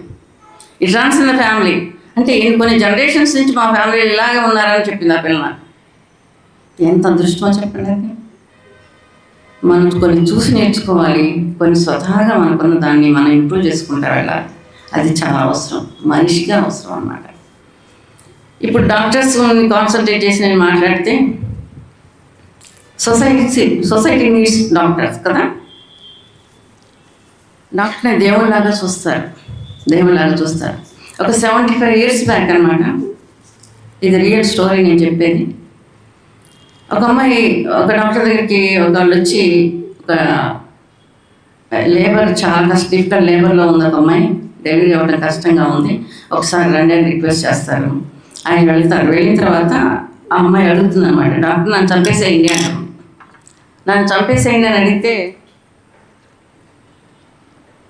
డాక్టర్స్ ఉన్నది చంపడానికి కాదమ్మా, బ్రతికించడానికి అంటే. అమ్మాయి ఏమంటుందంటే, నన్ను నేను పోషించుకోలేను, ఇప్పుడు పుట్టబోయే బిడ్డని నేను ఎలా పోషిస్తాను, నా భర్త నన్ను వదిలేశాడు. అప్పుడు ఆయన కొంత ఎంకరేజ్ చేసి ఒక 100 రూపాయలు ఆ అమ్మాయికి ఎదురిచ్చి ఫీజు తీసుకోకుండా, నేను వెళ్ళి నా పేరు చెప్పి పలానా స్కూల్లో జాయిన్ అవ్వు, నర్సింగ్ స్కూల్ ఉందని చెప్పారు. ఆమె వెళ్ళి జాయిన్ అయింది. జాయిన్ అయిన తర్వాత ఆఫ్టర్ 25 years మళ్ళీ డాక్టర్ గారికి ఒక యూనివర్సిటీలో చీఫ్ గెస్ట్గా పిలిచారు. వెళ్ళిన తర్వాత ఒక 25 years ఏజ్ అమ్మాయి వచ్చి కాళ్ళకి నమస్కారం చేసింది. అమ్మాయి ఎవరో ఈయనకి తెలియదు. ఒక్కసారి మా ఇంటికి వస్తారా డాక్టర్ గారు, ఒక్కసారి రిక్వెస్ట్ చేస్తే వెళ్ళారు ఆయన. ఇష్టం లేకుండా కూడా వెళ్ళారు. వెళ్ళిన తర్వాత కూడా మిడిల్ ఏజ్ ఉమెన్ కనిపించి, డాక్టర్ గారు 25 years బ్యాక్ మీ చేతుల్లో పుట్టిన పాప అమ్మాయి, మీ పేరు పెట్టుకున్నా, నేను పేరు చంద్ర. నేను మీరు చెప్పినట్టు వెళ్ళి నేను అక్కడ నర్సింగ్ స్కూల్లో జాయిన్ అయ్యాను, జాబ్ చేసుకున్నాను. నేను నా ఆనందం కోసం నేను ఒక చిన్న నర్సింగ్ హోమ్ స్టార్ట్ చేసి మళ్ళీ మీ పేరే పెట్టాను. ఆ నర్సింగ్ హోమ్కి రామచంద్ర నర్సింగ్ హోమ్ అని పెట్టాను, ఫ్రీ సర్వీస్ చేద్దామని. ఆయన కళ్ళకు నీళ్ళు వచ్చేసినాయి. చిన్న సహాయానికి ఇంత గుర్తుపెట్టుకుని నా పేరు పెట్టుకుని, కూతురికి నా పేరు పెట్టుకుని, నర్సింగ్ హోమ్ నా పేరు పెట్టుకుని అన్న దాంతో ఆనందంతో ఆయన కళ్ళకు నీళ్ళు వచ్చినాయి. ఆయన ఎవరో తెలుసా? ఇన్ఫోసిస్ నారాయణమూర్తి గారు ఉన్నారు కదా, వాళ్ళ ఫాదర్ ఇలా సుధామూర్తి వాళ్ళ ఫాదర్ అనమాట, రామచంద్ర కులకర్ణి అని. అంటే they are great people in the society. డెఫినెట్గా వాళ్ళని మనం ఫాలో అవ్వాలి. ఎంతవరకు వీలైతే అంతవరకు మనం మానవత్వాన్ని చూపించగలగాలి. అలాగే ఇంకొక ఎగ్జాంపుల్ ఏంటంటే, ఒక డాక్టర్కి ఒక అమ్మాయి కూతురే, ఆ అమ్మాయి పెళ్ళి ఆ రోజే, ఇంకా 2 గంటల్లో పెళ్ళి జరగబోతుంది, ఎమర్జెన్సీ వచ్చింది. ఎమర్జెన్సీ వస్తే ఆయన డైలమా అనమాట, కూతురు పెళ్ళి మిస్ అవుతాను కదా వెళ్తే, అక్కడేమో యాక్సిడెంట్, అది ఎమర్జెన్సీ. ఆ యాక్సిడెంట్లో ఆ అబ్బాయి చనిపోతే నేను లైఫ్ లాంగ్ గిల్ట్ ఉంటుంది కదా నాకు, ఏం చెయ్యాలని చెప్పి ఆయన వెళ్ళిపోయారు. మ్యారేజ్ ఫోటోలో చూస్తాను, వీడియోలో చూస్తాను, కానీ ఆ పేషెంట్ కన్నా ఏదన్నా అయిపోతే లేకపోతే ఇంకో హాస్పిటల్కి పంపించినా కూడా ఈ టైంలో అది సీరియస్ అవ్వచ్చు. అందుకని ఆయన వెళ్ళిపోయారు. ఆయన అంత సర్జరీలు ఇవన్నీ చేసేసారు. వచ్చేసరికి పెళ్ళి అయిపోయింది. అది రైట్ అంటారా? అదే రైట్ కదా. అంటే డాక్టర్స్గా అవబోయే అందరూ కూడా గుర్తుపెట్టుకోవాల్సింది ఏంటంటే, sacrifice is necessary in life. ఇవాళ డాక్టర్స్ ఎలా ఉన్నారంటే, సండే హాలిడే కావాలి, వాళ్ళకి ఎంజాయ్మెంట్ కావాలి, అంటే షిఫ్ట్ ప్రకారం పనిచేస్తున్నారు. మేము ఫారెన్లో వర్క్ చేసినప్పుడు కూడా వీ వర్క్ 24 hours ఆన్లైన్లో ఉండేవాళ్ళం. నైట్ కూడా ఆన్లైన్ కాల్ వస్తే వెళ్ళిపోయేవాళ్ళం. అలా వర్క్ చేస్తాం మేము. నేను అడ్వైజ్ చేసేది ఏంటంటే, వీళ్ళంత వరకు ఒక పేషెంట్ వచ్చారు అంటే మాత్రం ఇంకో హాస్పిటల్కి వెళ్ళడం లేకపోతే నెగ్లెక్ట్ చేయడం మాత్రం ఎప్పుడు చేయకూడదు doctors. That is a sin I think. అది అలా ఉండకూడదని నేను అనుకుంటాను అనమాట. అట్లా చేయకూడదు. ఎవరు ఆ ప్రొఫెషన్ చూజ్ చేసుకునే ముందు 100 times ఆలోచించుకోవాలి, weather I can do or not. నేను చేయగలనా, నాకు అంత పేషెన్స్ ఉందా? చూజ్ చేసుకున్న తర్వాత మాత్రం కమిట్ అయిపోవాలి. ఇంక వెనక ముందు ఆలోచించకూడదు. ఫ్యామిలీ కోసం పూర్తిగా సాక్రిఫైస్ చేసేసి అని కాదు, బోత్ బ్యాలెన్స్ చేసుకుంటే వెళ్ళిపోవాల్సింది లైఫ్లో. అలాగే ఇంజనీర్స్ కూడా, ఇంజనీర్స్ కొన్ని నేను ఎగ్జాంపుల్స్ చెప్తాను. మీరు ఐఐటి చేయకూడదు. ఇప్పుడు గోదావరి జిల్లాలో నుంచి వచ్చిన వాళ్ళు కొంతమంది ఉంటారేమో, అక్కడ రాజమండ్రి బ్రిడ్జి మీద సర్ ఆర్థర్ కాటన్ విగ్రహం పెట్టి ఉంటుంది కదా. ఆయన గుర్రం మీద వెళ్తా గన్ పట్టుకుని ఉంటారు. సర్ ఆర్థర్ కాటన్ అనే ఆయన బ్రిటిష్ గవర్నమెంట్లో ఉండగా గోదావరి జిల్లాలో గోదావరి నీళ్ళతో మునిగిపోయి ఫ్లడ్స్ వచ్చి చాలామంది చనిపోతున్నారు. చాలామంది ఏమో ఇళ్ళు పోయి, పంటలు పోయి, రకరకాల వాళ్ళు ఒక ఇబ్బందుల్లో ఉన్నారు. అది చూసిన తర్వాత ఆయన వాళ్ళకి లెటర్ రాస్తే హైయర్ అఫీషియల్స్కి, నువ్వు చేయగలవా, అక్కడ మ్యారేజ్ కట్టగలవా అంటే కట్టగలను, ఎంత అవుతుందంటే 4 lakhs ఖర్చు అవుతుంది అన్నారండి. సరే మేము పంపిస్తాం మొదలు పెట్టమంటే, ఆయన ఎంత ఆలోచించేశారంటే ప్లాంట్గా, ఎక్కడి నుంచి ఎక్కడికి బ్రిడ్జ్ చేస్తే అది స్ట్రాంగ్గా ఉంటుందని 2 కొండల్ని కలుపుతా బ్రిడ్జ్ ప్లాన్ చేశారు. ఆ తిరిగేటప్పుడు ఆ గుర్రం మీద ఫారెస్ట్లో ఆయన సిక్ అయిపోయి 1 year సిక్ అయ్యారు ఆయన. Who is he? Is not Indian. అంటే బ్రిటిష్ వాళ్ళు వచ్చి మన సంపద అంతా దోసుకుపోయారు, ఇవన్నీ అది వేరే విషయం. కానీ ఆయన చేసిన పని ఇవాళకి అక్కడ మనకి ఆదర్శంగా నిలబడుతుంది. కానీ స్వతంత్రం వచ్చిన తర్వాత మన వాళ్ళు చేసినా ఎన్ని కూలిపోయినాయి, అది ఆలోచించాల్సింది. దానివల్ల ఎంత నష్టం జరిగింది, ఎంతమంది చనిపోయి ఉంటారు, అది ఎవరి వల్ల? ఒక వ్యక్తి వల్ల. ఒక వ్యక్తి స్వార్థం వల్లే కదా ఎంత నష్టం జరుగుతుంది. ఒక వ్యక్తి గొప్పతనం వల్ల అక్కడ అంతకాలం అది నిలబడింది. అలాంటి గొప్పతనం ఆలోచనలు చేయాలి. మానవుడిగా చేయవలసింది ఓన్లీ స్వార్థంతో చేయకూడదు, 10 మందికి ఉపయోగపడే పని చేయాలి. తర్వాత మన కమిట్మెంట్ ఏంటి, అసలు మానవుడిగా పుట్టినందుకు మన సమాజానికి మనం ఏమిచ్చాం అదొకటి మాత్రం అందరూ గుర్తుపెట్టుకోవాల్సిందే. ఎందుకంటే మీరు విద్యార్థులు, మీ వల్లే సాధ్యపడుతుంది సమాజాన్ని ఉద్ధరించడం అనేది. పెద్దవాళ్ళు నాలాంటి వాళ్ళు చేయలేరు. మఠం అయిపోయింది, చేయలేరు. చేయవలసిన వాళ్ళు యంగ్స్టర్స్. అదే వివేకానందుడు కూడా చెప్పింది అదే. యంగ్స్టర్స్ వాళ్ళకి శక్తి ఉంది, వాళ్ళు చేయగలరు. భారతదేశానికి కావాల్సింది యంగ్స్టర్స్, వాళ్ళు చేయగలరు అని. ఆ గురువుకి ఎంత వాల్యూ ఇచ్చారంటే వివేకానంద, ఆయన ఎక్కడికి వెళ్ళారంటే అమెరికా వెళ్ళారు, చికాగో వెళ్ళారు. ఎందుకంటే సర్వమత సమ్మేళనానికి ఒక ఇన్విటేషన్ వచ్చింది భారతదేశానికి, డెలిగేట్కి పంపించారు వివేకానందుని. వెళ్ళే ముందు ఆయన గురువు రామకృష్ణ పరమహంస చనిపోయారు. అప్పటికే ఆయన భార్య శారదాదేవి ఉన్నారు. శారదాదేవి దగ్గరికి వెళ్ళి బ్లెస్సింగ్ కోసం వెళ్ళారనమాట. ఆయన ఆమెతో పనిలో ఉన్నారు, వెంటనే రెస్పాండ్ అవ్వలేదు. పని చేసుకుంటూ కొంచెంసేపు అయిన తర్వాత, అమ్మ నేను వెళ్తున్నాను ఇట్లా అని చెప్పారు. చెప్పిన తర్వాత కొంచెంసేపు అయ్యి అక్కడ ఒక కత్తి ఉంది తీసుకురా అన్నారంట. తీసుకురా అంటే తీసుకొచ్చి చేతికి ఇచ్చారు. తర్వాత అడిగారు, ఇప్పుడు నేను అమెరికా వెళ్ళడానికి ఈ కత్తికి ఏంటి సంబంధం, ఇప్పుడు నన్ను ఎందుకు అడిగారంటే, ఆవిడ చెప్పారంట, నీకంతా మంచి జరుగుతుంది వెళ్ళు అన్నారట. నువ్వు ఒక ధర్మాన్ని అక్కడ సుస్థిరం చేసి వస్తావు, మన భారతీయ సంప్రదాయాన్ని గురించి చెప్తావు, నీకేం పర్వాలేదు వెళ్ళాను. ఏంటి మరి దానికి దీనికి సంబంధం ఏంటి, నన్ను ఎందుకు కత్తిపెట్టి తీసుకురమ్మన్నారు అంటే, నువ్వు తీసుకొచ్చేటప్పుడు ఆ పిడి పట్టుకుని తీసుకొచ్చావు, నాకు ఇచ్చేటప్పుడు పిడి నాకు ఇచ్చి కత్తిని చేతిలో పట్టుకున్నాను. అంటే నిస్వార్థంగా నా చెయ్యి ఎక్కడ తెగిపోతుందో అని నువ్వు కత్తి వైపు పట్టుకున్నావు, పిడి వైపు నాకు ఇచ్చావు, అదే నీకు జయం కలుగుతుంది. అంటే మాతృవందనం అనే దాని మీద ఎంత మన వాళ్ళు చెప్పారంటే, కన్న తల్లి ఒక్కళ్ళే తల్లి కాదు, గురువు భార్య కూడా తల్లే, తల్లితో సమానం. అలాగే భూమాత, మనం ఎక్కడ జన్మ తీసుకున్నామో ఆ భూమాత కూడా తల్లే. మళ్ళీ గోమాత తల్లి, మళ్ళీ ఆలయంలో ఉన్న మాత కూడా తల్లి అని ఇంతమంది తల్లుల గురించి చెప్పారు. ఒక తల్లి కన్న తల్లి చనిపోయినంత దుఃఖపడక్కలేదు, ఇంతమంది తల్లులు ఉన్నారని చెప్పింది మన వేదం. చూడండి, మనకి తెలిసింది తక్కువ, తెలుసుకోవాలని చాలా ఉంది. విద్యార్థులు మీరందరూ ఈ జనరేషన్ ఎస్పెషల్లీ నాకు చాలా తెలుసు అనుకుంటారు, మాకు తెలియదు ఏమీ లేదనుకుంటారు. తెలుసుకోవాల్సిన అనంతం, ఇన్ఫినిటీ. అసలు మనకు తెలిసింది చాలా తక్కువ. ఎవరికైనా తెలుసుకోవాల్సిన లైఫ్ లాంగ్ తెలుసుకోవాలి. ఈవెన్ టీచర్స్, డాక్టర్స్, ఎవరైనా సరే ఏ ప్రొఫెషన్లో ఉన్నా లైఫ్ లాంగ్ తెలుసుకోవాల్సిందే. లైఫ్ లాంగ్ వీఆర్ స్టూడెంట్స్, అంతే. We are students, we have to learn in life more and more till end. అది తర్వాత మనకు ఉండకూడని లక్షణాలు ఏంటి? అహం, నాకే అంతా తెలుసు, ఐ నో ఎవ్రీథింగ్ అనేది ఇప్పుడు నేను చెప్పేది అది అహం. దానికి ఒక ఎగ్జాంపుల్, అమెరికన్ ప్రెసిడెంట్ ఉన్నారు కదా అబ్రహాం లింకన్. ఆయన ప్రెసిడెంట్ అయిన తర్వాత ఫస్ట్ మీటింగ్ ఇలాగే పెట్టారు కొంతమంది బిజినెస్ పీపుల్తో. పెట్టినప్పుడు అందరూ కూర్చున్నారు, ఇంకా ఆయన స్టార్ట్ చేయలేదు. అందులో ఒక అతను లేచి ఆయన షూ తీసి పైకి పట్టుకుని చూపించి, ఇది మీ నాన్న చేసిన షూ, నువ్వు షూ మేకర్స్ అనివి అని చూపించారు. మీ నాన్న కుట్టాడు ఈ బూట్, నాకు ఈ సభలో ఉన్న అందరి బూట్లు మీ నాన్న కుట్టాడు, నువ్వు ఒక షూ మేకర్స్ అనివి అన్నారు. అదే ఎవరైనా ఆ పొజిషన్లో ఉంటే అమెరికన్ ప్రెసిడెంట్ ఆయన కొంతసేపు నిర్ఘాంతపోయి మళ్ళీ తమాయించుకుని, అవును నేను షూ మేకర్స్ అన్ని. ఈ సభలో మా తండ్రి పేరు గుర్తు చేసి నాకెంతో హెల్ప్ చేశారు, మీరు కృతజ్ఞతలు మీకు అని చెప్పారు.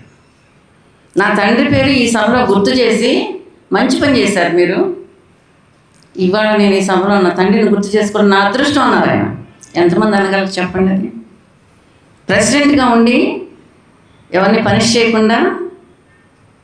ఇంకోటి ఏం చెప్పారంటే, అవును నిజంగా ఈ సభలో ఉన్న వాళ్ళందరూ షూస్ మా నాన్నే కుట్టారు. మా నాన్న టాలెంట్ ఏంటంటే ఇచ్చిన సైజుకి 1 మిల్లీమీటర్ కూడా డిఫరెన్స్ రాదు జనరల్గా. నాకు కూడా నేర్పారు, అది నేను నేర్చుకున్నా. మీలో ఎవరి షూ అయినా కొంచెం టైట్ అయినా కొంచెం లూజ్గా ఉన్నా నాకు ఇవ్వండి, నేను కుట్టి పెడతా. What a great personality. అది ఎంతమంది అనగలరు, ఎంతమంది నేర్చుకోగలరు దాని నుంచి. ఈగో ఉండకూడని లక్షణం అది. ఆ అహం అనేది ఉండకూడదు మనిషికి. ఏ స్థాయిలో ఉన్నా కూడా ఎదిగిన కొన్ని ఒదిగి ఉండాలనేది నేర్చుకోవాలి. అది గౌరవాన్ని ఇస్తుంది వ్యక్తికి. అక్కడేమీ చిన్నతనం ఏం కాదు అది. తెలుసుకోకపోతే ఆ తప్పు, తెలుసుకున్న వాళ్ళకి చేతులెత్తి నమస్కారం చేస్తారు. ఆ అహం లేని వాళ్ళకి పాదాబంధనం చేయాలి. సమాజంలో ఎంతమంది ఉంటారలా? అబ్రహాం లింకన్ వాళ్ళు మన రాజకీయాల్లో మన వాళ్ళు చూడగలమన్నా, మన దేశంలో ఎవరినైనా చూడగలమా? ఇమీడియట్గా ఏం చేస్తారు? వాళ్ళని అరెస్ట్ చేసి పంపించేస్తారు. అదే కదా చేస్తారు. అహం అనేది ఉండకూడదు మనిషికి. తర్వాత భగవంతుని మీద భక్తి వచ్చేసరికి బ్రిటిష్ వాళ్ళ టైంలోనే మధురైలో మీనాక్షి టెంపుల్ మీకు తెలుసు కదా. ఆ టెంపుల్ అప్పుడున్న కలెక్టర్ ఎవరంటే పీటర్ అని చెప్పి ఆ బ్రిటిష్ గవర్నమెంట్లో ఒక ఆయన రోజు బగ్గీలో వెళ్తా మధుర మీనాక్షి టెంపుల్ ముందు ఆగి ఒక నమస్కారం చేసి వెళ్ళిపోయేవారంట రోజు. అది రొటీన్ ఆయనకి. ఒకరోజు వర్షం బాగా పడుతుంది, ఆయన ఉన్న ఇంట్లో అంటే ఏదో తుఫాన్ లాంటిది ఏదో వచ్చింది. ఆయన పడుకుని ఉంటే పీటర్ బయటికి రా అనే వాయిస్ వినిపించిందంట. ఆయన కంగారు పడి లేచి చూస్తే ఎవరో ఒక స్త్రీ వెళ్ళిపోతున్నారు బయటికి. పాదాలు కనిపించినాయంట ఆయనకి. ఆ పాదాలకు గజ్జలు ఉన్నాయంట, పాదాలకు చెప్పులు కనిపించలేదంట. ఆయన బయటకు వచ్చేసారు. రాగానే ఆ ఇల్లు కూలిపోయినారు. కూలిపోతే అమ్మవారి మధుర మీనాక్షి నన్ను సేవ్ చేసిందని ఆవిడకి పాదుకలు చేయించారు. ఇప్పటికీ పీటర్ పాదుకలని మధుర మీనాక్షి ఆలయంలో ఇంకా ఉన్నాయి. ఆయన ఎవరు? ఆయన మనవాళ్ళు కాదు కదా. కానీ ఆయన రోజు ఆయన నమ్ముకున్న దేవత ఆవిడ. అలాగే వివేకానందుడికి కూడా అలాగే జరిగింది. చికాగోలో ఆయన బ్యాగ్ అన్ని బారేసుకున్నారు, డబ్బులు నాకు $4,000 ఇచ్చి పంపించారు మన వాళ్ళు. వాళ్ళు లెటర్ ఇచ్చారు, లెటర్ పోయింది, బ్యాగ్ పోయింది, డబ్బులు లేవు. ఎక్కడో ఒక చెట్టు కింద కూర్చొని మెడిటేషన్ చేసుకుంటా అంటే ఏదో ఇంటిలో నుంచి ఒక స్త్రీ ముద్దొచ్చి ఎందుకు వచ్చావు, అతని ఫేస్లో చాలా బ్రైట్నెస్ కనిపిస్తుంది, ఎందుకు వచ్చావు, ఏంటి ఇక్కడ కూర్చున్నావు అంటే ఆయన పరిస్థితి చెప్పిన తర్వాత ఆవిడ తీసుకువెళ్ళి అక్కడికి వాళ్ళకి ఇంట్రడ్యూస్ చేసి మనీ ఇచ్చి ఆయనకి ఆ టైంలో కాపాడింది ఆవిడ. ఆయనకి ఆ టైంలో వివేకానందుడికి ఆయన ఆరాధించే కాళికామాత కనిపించారు ఆవిడ. ఇవన్నీ ఏంటంటే నేచర్ రెస్పాన్స్ ఫర్ ఎవ్రీథింగ్. మనం తెలుసుకోవాల్సింది ఏంటంటే మనం ప్రకృతిలో ఉన్నాం. ప్రకృతిలో గాలి ప్రతి నిమిషం ఒక సెకండ్ గాలి మనం పీల్చుకోలేకపోతే ఏమవుతాం? నీరు లేకపోతే ఒక పూటైనా ఉంటాం, ఆహారం లేకపోతే ఒక రోజు ఉండొచ్చు, కానీ గాలి లేకపోతే ఒక సెకండ్ కూడా లైఫ్ ఉండదు. ఇదంతా ఎవరిచ్చారు? ప్రకృతి మాత ఇచ్చింది. ప్రకృతిలో ఉన్న గొప్పతనాన్ని అర్థం చేసుకొని ప్రకృతి పరమాత్మగా చూసుకుంటే ప్రకృతి ఎప్పుడు కాపాడుతుంది, మనల్ని కాపాడు. మానవులు తెలియదు ఏంటంటే, మానవుడిగా పుట్టా మనకు అన్నీ తెలుసు అనుకుంటాం. ఒక తుఫాన్ వస్తుంది, తుఫాన్ వచ్చే ముందు మనం లోపల ఇంట్లో పడుకుంటాం, కానీ పశుపక్షాలకు తెలుస్తుంది తుఫాన్ రాబోతుంది, ప్రళయం వస్తుంది అని. ఈ పశువులన్నీ ఓడ తీసుకుని పారిపోవడానికి తర్వాత పక్షులన్నీ కూడా గోల చేస్తాయి. వాటికి ఉన్న జ్ఞానం మానవుడికి లేదు, మానవుడికి తెలియదేమి. We are enjoying everything from nature actually.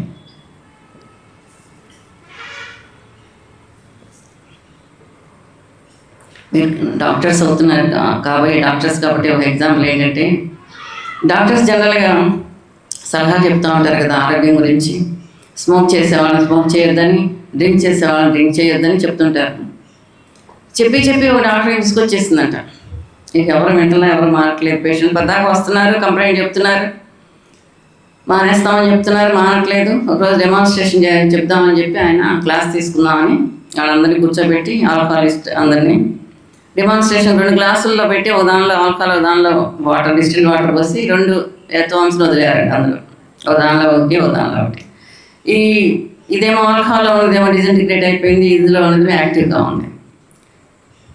మీకేమర్థమైంది దీన్ని చూసి అంటే, ఆడియన్స్లో ఉన్న కథలు వేసి, ఆల్కహాల్ తీసుకుంటే పొట్టలో ఉన్న మాంసాన్ని చచ్చిపోతాయి కదా అన్నాడు. అంటే ఎలా ఉంది ఇది? Selective listening. మనకి ఏది కావాలో అదే వింటాం. అసలు మనకు అవసరం ఉన్నదాన్ని సెలెక్టివ్ లిజనింగ్ అంటారు. అంటే అవి అంటే లోపల స్టమక్లో వాల్స్ అన్నీ తినేస్తుందన్న భయం లేకుండా, అలా అంటే మన పొట్టలో ఉన్న వామ్స్ అన్ని చచ్చిపోతాయి కదా, ఆల్కహాల్ తీసుకోవడం మంచిదే కదా అన్నాడు. అంటే అలా ఉంటుంది. ఈవెన్ క్లాస్ రూమ్లో మీరు కూడా అలాగే ఉంటారు. సెలెక్టివ్ లిజనింగ్ అనమాట. మీకు కావాల్సింది వింటారు, కొంతసేపు యాబ్సెంట్ మైండెడ్గా ఉంటారు. అందువల్ల ఏమవుతారంటే క్లాస్లో ఈక్వల్గా లేకపోవడం, అందరూ ఉన్న 50 మంది 60 మంది ఉన్నది పర్ఫార్మెన్స్ ఈక్వల్గా ఎందుకు ఉండట్లేదు అంటే కాన్సన్ట్రేషన్, ల్యాక్ ఆఫ్ కాన్సన్ట్రేషన్. అలా ఉండకూడదు. ఇప్పుడు మీకు what you want, you have to grasp everything. మీకు కావాల్సింది నేర్చుకోవాలంతే. మీరు ఎప్పుడు ఎంజాయ్ చేయాలో అప్పుడు ఎంజాయ్ చేయాలి స్టూడెంట్ లైఫ్లో. ఎప్పుడు వర్క్ చేయాలో అప్పుడు వర్క్ చేయాలి. అప్పుడు ఆ సీరియస్నెస్ కూడా పెరగాలి. సీరియస్నెస్ లేకపోతే ఏది అచీవ్ చేయగలం లైఫ్లో. ఎవరైనా ఏ ఫీల్డ్లోనైనా, ఇంజనీరింగే కాదు, మెడికల్ సైడే కాదు, తర్వాత గేమ్స్లో వచ్చేవాళ్ళు ఉన్నారు. డిఫరెంట్ ఫీల్డ్స్లో మనం చాలామందిని చూస్తున్నాం. అన్ని ఫీల్డ్స్లో క్రికెట్లో వచ్చేవాళ్ళు ఉన్నారు. వాళ్ళందరికీ ఊరినే వచ్చినాయా? వాళ్ళకి మెడల్స్ అవన్నీ కష్టపడకుండా వచ్చినాయా? సచిన్ టెండూల్కర్ ఒకసారి మీటింగ్లో చెప్పారు, ఆయన నేను సరిగ్గా పర్ఫామ్ చేయలేదని మా కోచ్ తీసుకెళ్ళి లోపల పడేసి బాధాడని, కొట్టేశాడు. ఏం చేస్తారు పాపం వాళ్ళు ఏం చేస్తున్నారు? మీరు చాలా బాగా పైకి రావాలని టీచర్స్ కోరుకుంటారు, కోచెస్ కానీ ఎవరైనా ఏ ఫీల్డ్లోనైనా. కానీ వాళ్ళు సరిగ్గా పర్ఫామ్ చేసేసరికి వీళ్ళకి ఆవేశం వస్తుంది ముందు చేయలేదని. ఊరినే కోప్పడరు, బాధ వచ్చి కోప్పడతారు ఎవరైనా. మిమ్మల్ని టీచర్స్ కోప్పడినా కూడా అంతే, అయ్యో చేయట్లేదే, మనం చెప్పినట్టు చేయట్లేదు, వీళ్ళు పైకి రావట్లేదనే బాధతో మిమ్మల్ని కోప్పడతారు. కానీ ఇంక వేరే ఏముండదు కదా. మీరు కోరుకుంటున్నారు, మీ అభివృద్ధిని కోరుకుంటున్నారు. అంటే ప్రతి దానిలో మనం మంచిని తీసుకోవాలి. ఇప్పుడు కూడా అన్నీ మన మంచికి అన్నీ అనుకోమని చెప్తారు కదా పెద్దవాళ్ళు. అందుకే ఆయనే చెప్పుకున్నారనమాట, కోచ్ నన్ను కొట్టాడని చెప్పి. అంటే మీ వెనక ఎవరెవరు ఉన్నారు అంటే, మీ అభివృద్ధి కోరుకునేవాళ్ళు మీ తల్లిదండ్రులు, మీరు, మీ టీచర్స్, చుట్టూ ఇంతమంది ఉంటారు. ఇప్పుడు ఈవెన్ కోచెస్ కూడా ఎంతమంది ఉంటారు? వీడి ఫ్యాన్స్ ఉంటారు కదా వీళ్ళకి. ఆయనకి ఎంతమంది ఫ్యాన్స్ ఉన్నారు? సచిన్ టెండూల్కర్. ఈవెన్ సినిమా యాక్టర్లకు కూడా ఫ్యాన్సే కదా, కొట్టుకు చచ్చిపోతున్నారు. వాళ్ళు ఒక మాట అంటే ఊరుకోవట్లేదు కదా. అది ఏమన్నా వెరితనం కాకపోతే ఏమన్నా అందులో తెలివితేటలు ఏమైనా ఉన్నాయా ఎవరికైనా? దట్ ఈస్ ద ప్రొఫెషన్ అంతే. మీరు డాక్టర్స్గా మీరు చేస్తారు, ఇంజనీర్స్గా కొంతమంది చేస్తారు, మెడికల్ సైడ్కి వెళ్తారు, ఇంజనీరింగ్ సైడ్కి వెళ్తారు, లాయర్గా వెళ్తారు కొంతమంది. మీలో చాలామంది, మన స్టూడెంట్స్లో చాలామంది మెడిసిన్ అయిపోయిన తర్వాత సివిల్స్కి వెళ్ళిన వాళ్ళు చాలామంది ఉన్నారు. చాలామంది కనపడుతున్నారు అమ్మాయిలు కూడా. నాకు హైదరాబాద్లో ఈ మధ్య రీసెంట్గా శ్వేతారెడ్డి అని చెప్పి CCSలో అమ్మాయి సుపీరియర్ పొజిషన్లో ఉందన్నమాట. ఏమ్మా ఏంటి మీరు ఎందుకు వచ్చారు ఈ ఫీల్డ్లో కంటే, లేదు మేడం మా నాన్న చాలామంది ఉన్నారు ఈ ఫీల్డ్లో అని చెప్పింది అమ్మాయి రీసెంట్గా శ్వేతారెడ్డి. అట్లా చాలామంది ఆడపిల్లలు కూడా వెళ్తున్నారు అనమాట. ఏంటి సివిల్స్కి వెళ్ళే వాళ్ళు ఉన్నారు. కొంతమంది మనకి గెస్ట్లుగా వస్తున్నారు మన ఆర్గనైజేషన్కి, స్టూడెంట్స్ అడ్రస్ చేయడానికి. అది ఎంత గర్వం చెప్పండి.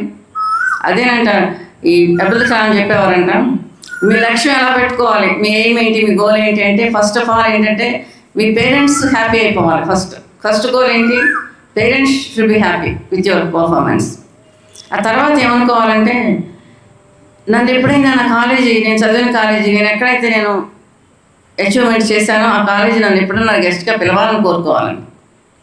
ఇంకోటి ఏంటంటే, మనం అభివృద్ధిలోకి వచ్చిన తర్వాత, కష్టపడి పైకి వచ్చిన తర్వాత 10 మంది మనం గుర్తించి మన ఆటోగ్రాఫ్ అడగాలని కోరుకోవాలంట. మన ఆటోగ్రాఫ్ అడిగే స్థాయికి మనం ఎదగాలని కోరుకోవాలంట.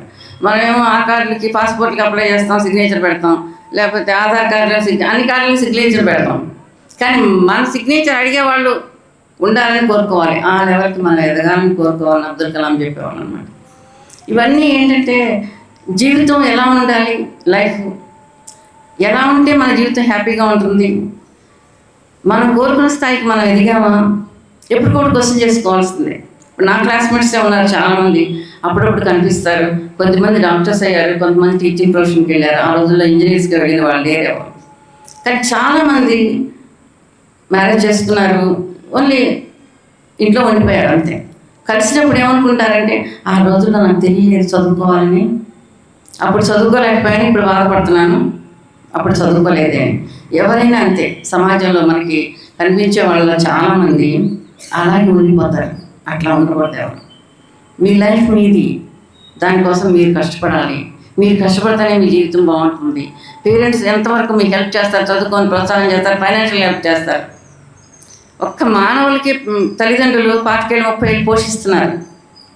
ఇంకెవరిని నేచర్లో పశుపక్షాదులు ఉన్నాయి, ఎంతకాలం ఉంటాయి తల్లుల దగ్గర, ఎంతకాలం పోషిస్తాయి? వాడికి రెక్కలు వచ్చేంతవరకే, అంతేనా? రెక్కలు వచ్చిన తర్వాత వాడంతటా ఎగిరిపోతాయి, వాళ్ళ ఫుడ్ వాళ్ళు చూసుకుంటాయి, సంబంధం ఉన్నది ఇక. కానీ మానవులు ఒక్కళ్ళే, తల్లిదండ్రులు ఒక్కళ్ళే ఇంతకాలం పోషిస్తున్నారు. అంటే వెల్ డెవలప్డ్ బ్రెయిన్స్ ఉన్నాయి కదా మనకి, అయినా కూడా అంతకాలం పోషించాల్సి వస్తుంది. అది వాళ్ళు కర్తవ్యంగా తీసుకుంటున్నారు. అందుకని మీరు ఏంటంటే మీరు లైఫ్ ఎలా ఉండాలి, మీరు ఎలా మౌల్డ్ చేసుకోవాలి, మిమ్మల్ని మీరు ఎలా ఆనెస్ట్గా ఉండాలి, క్యారెక్టర్ ఎలా బిల్డప్ చేసుకోవాలి, అది మీ జీవితాన్ని బాగు చేసుకోవడం మీ చేతిలో ఉందని తెలిసినా కూడా అప్పుడప్పుడు మైండ్ డైవర్ట్ అయిపోతుంది. మీరు ఏ గ్రూప్తో కలిశారు, ఏ గ్రూప్తో కలవటం వల్ల మనకి అడ్వాంటేజ్ ఉంది. బర్డ్స్ ఆఫ్ సేమ్ ఫెదర్స్ అంటారు కదా, ఫ్లాక్ టుగెదర్ అని. అట్లాగే మీరు ఎవరితో కలిశారనేది కూడా చాలా ఇంపార్టెంట్. దాన్ని బట్టి మీ గ్రోత్ ఉంటుంది. ఇప్పుడు వర్షం పడుతుంది, ఆ హాట్ సర్ఫేస్ మీద పడితే ఏమవుతుంది, డ్రై అయిపోతుంది కదా. అదే బురద నీటిలో పడింది, బురద నీళ్ళలో కలిసిపోతుంది. అదే రివర్లో పడింది, మంచినీళ్ళుగా అవుతుంది, తాగడానికి వస్తాయి. అయితే వర్షం పడతా అంటే డైరెక్ట్గా మనం పట్టుకుంటే తాగొచ్చు. సముద్రంలో కలిసినప్పుడు ఏమవుతుంది, ఉప్పు నీరు అయిపోతుంది. కానీ ఇన్ని ప్లేసుల్లో పడింది, ఒక రెయిన్ వాటర్ పడింది. కానీ స్వాతి నక్షత్రంలో ముత్యపు చెప్పులో పడుతుంది, ముచ్చిగా తయారవుతుంది కదా. మనం పడే ప్లేస్ని బట్టి మన వాల్యూ ఉంటుంది. మనం ఎవరి చుట్టూ మనం ఉన్నాం, మన అసోసియేట్స్ ఎవరు, వాళ్ళని బట్టి మన వాల్యూ పెరుగుతుంది. తర్వాత మన జీవితం బాగుంటుంది. మనం ఎవరు పాయింట్అవుట్ చేయకుండా, మనం ఎవరితో బ్లేమ్ తెచ్చుకోకుండా మంచిగా మనం బ్రతకగలుగుతాం సమాజంలో. అది చాలా అవసరం. అది ఎప్పటి నుంచి రావాలంటే విద్యార్థి దశ నుంచి రావాలి. విద్యార్థి దశని పెద్ద అయిన తర్వాత మనం నేర్చుకునే ఏ లేదు.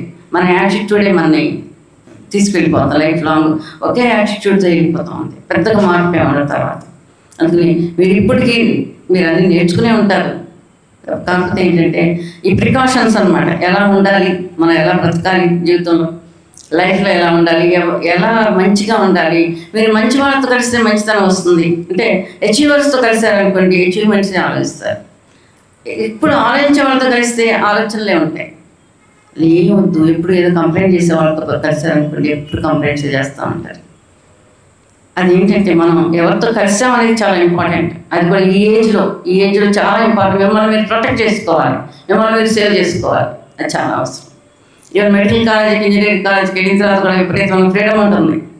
ఇక్కడలాగా మీరు తిట్టుకుంటా అయితే ఉండరు, నాకు తెలుసు. ఇక్కడ దాదాపు రోజు తిట్టుకుంటానే ఉంటారు. అది తప్పే లేదు. అది ఎందుకంటే ఇదో జైల్లాగా ఉంటుంది మీకు. ఈ టైంలో అలా ఉండకపోతే జరగదు. అలా ఉంచకపోతే మీరు ఎక్కడ వెనక్కి వెళ్ళిపోతారో అనే భయం మాకు ఉంటుంది. కానీ ప్రొఫెషనల్ కాలేజీకి వెళ్ళిన తర్వాత విపరీతమైన ఫ్రీడమ్ ఉంటుంది. ఆ ఫ్రీడమ్ని మీరు ఎంత జాగ్రత్తగా వాడుకుంటే అంత సక్సెస్ ఉందమండి. మీరు డిసప్పాయింట్ కావద్దు దేనికి. ఇక్కడ ఉన్న కొద్ది రోజులు కూడా మీరు ఎలా ఉపయోగించుకోవాలంటే, ఇప్పుడు మీరు 1000 times పర్ఫెక్ట్గా కొన్ని ఏరియాస్లో ఉంటారు కదా. కొన్ని ఏరియాస్లో 1000 times పర్ఫెక్ట్గా ఇంతలో లేపినా కూడా ఆన్సర్ చేస్తారు. కానీ 1% వీక్నెస్ ఉంటుంది ఇన్ డిఫరెంట్ ఏరియాస్. ఆ 1% వీక్నెస్ని మీరు ఐడెంటిఫై చేసుకోగలిగితే ఈ మిగిలిన రోజులన్నీ కూడా మీకు ప్రోగ్రెస్ చాలా బాగుంటుంది. మీరు ఐడెంటిఫికేషన్ ఎలా అంటే 1000% స్ట్రాంగ్గా ఉన్న ఏరియాస్ని టచ్ చేయాల్సిన అవసరం లేదు. 1% వీక్గా డిఫరెంట్ ఏరియాస్లో ఉంటారు. అది మాత్రం మీరు చూసి చేయగలిగితే మీ ప్రోగ్రెస్ ఈ 1 weekలో కూడా, ఇంకా 1 week ఉంది కదా మీకు టైం నీట్ వాళ్ళకి, ఆ 1 weekలో కూడా ప్రోగ్రెస్ చాలా వస్తుంది. అలాగే ఐఐటి అడ్వాన్స్డ్ వాళ్ళకి కూడా 17th May అప్పటి వరకు కూడా మీరు every hour is important for you. ఎంత బాగా చదివే పిల్లలైనా లాస్ట్లో ఇంకెక్కువ వర్క్ చేస్తారు. ఈవెన్ యావరేజ్గా చదివే వాళ్ళు కూడా లాస్ట్లోనే వర్క్ చేస్తారు. అందరూ కూడా లాస్ట్ డేస్లో ఇంకెక్కువ వర్క్ చేస్తారు. లాస్ట్ డేస్లో వర్క్ కూడా చాలా అడ్వాంటేజ్ అవుతుంది ప్రతి ఒక్క స్టూడెంట్కి. అందుకని ఇప్పుడు దాకా చేసింది ఒక పద్ధతి అయితే ఇక ముందు చేసేది కూడా దీనికి డబల్ అవుతుంది. ఎవ్రీ ఇయర్ ప్రోగ్రెస్ మేము అబ్జర్వ్ చేసినా అదే, మీకు తెలిసినా అదే. ఇప్పటివరకు మీరు 10th పాస్ అయ్యారు, ఫస్ట్ ఇయర్ ఎంటర్ అయిపోయింది, సెకండ్ ఇయర్ మీరు చూస్తుంటారు, మీ ఎక్స్పీరియన్స్ మీకు ఉంటుంది. అందుకని మీరు ఆ పద్ధతిలో మీరు వర్క్ చేయాలి. ఇప్పుడు కూడా think about the best, always think about the best, work for the best and you will get the best.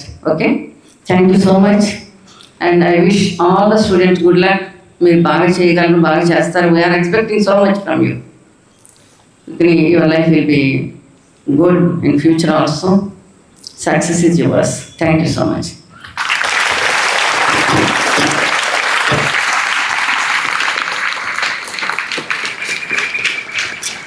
ధన్యవాదాలు మేడం గారు. శ్రీ చైతన్యకు పోటీ మరొక ఏ ఆర్గనైజేషన్ దగ్గరలో కూడా ఉండదండి. శ్రీ చైతన్యకి ఆ లోపల ఉండి వితిన్ ద క్యాంపస్లు మాత్రమే వాటిలో పోటీ. ఎందుకంటే అసలు పోలిక అనేది ఇంకా ఎక్కడా లేదు. రావణ యుద్ధం ఎలా ఉంది, రావణ యుద్ధం లాగే ఉంటుందంతే అది. అలాగే శ్రీ చైతన్యకి పోటీ ఏంటంటే ఇందులోనే. అలాగే ఇతర క్యాంపస్లు ఏ ఒక్కరూ కూడా ఈ వేదవ్యాస భవన్ని ఢీ కొట్టేటువంటి అవకాశం లేనటువంటి ర్యాంకులు సాధించుకున్నారు. మరి ఈ 26లోని మెయిన్స్లో ర్యాంక్స్ సాధించినటువంటి పిల్లలకి మేడం గారి చేతుల మీదుగా చిన్న చిరు సత్కారం. ముఖ్యంగా ముందుగా రోషన్ మణిదీప్ రెడ్డి మ్యాథ్స్ 100, ఫిజిక్స్ 99.95, అలాగే కెమిస్ట్రీ 100, టోటల్ 100 మాత్రం. అలాగే 15th ర్యాంక్ వచ్చింది కుర్రవాడికి మేడం గారి కరకమలముల ద్వారా. అలాగే హిమకర్ కూడా రావాలి. ఈ కుర్రవాడు కూడా 100 మార్క్స్ మ్యాథ్స్, ఫిజిక్స్ 100, అలాగే కెమిస్ట్రీ 99.46 ర్యాంకు. అలాగే సుభాష్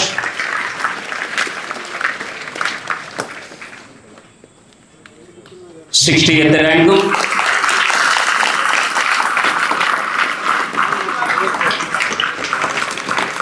అలాగే సాకిబ్